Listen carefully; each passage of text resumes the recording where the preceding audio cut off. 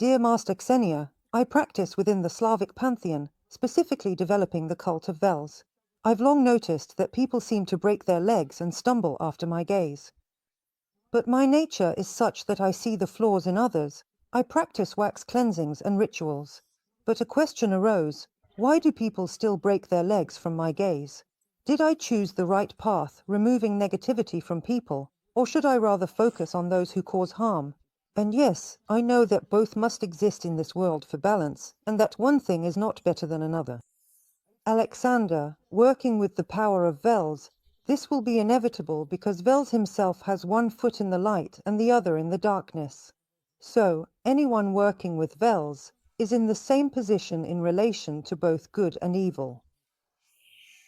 What can you do? It's about controlling yourself, at the very least not breaking someone's legs spontaneously, but only do it to your worst enemies or those who really ought to be lying at home right now. For this, you must understand the world more, the system in which you live, be able to control your emotions, and get angry in a human way.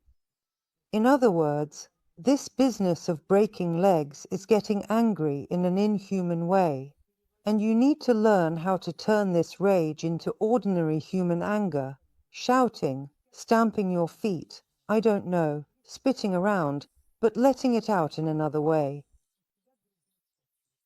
Because otherwise, you might unintentionally harm not only people who, generally speaking, probably do not deserve such punishment, but also yourself.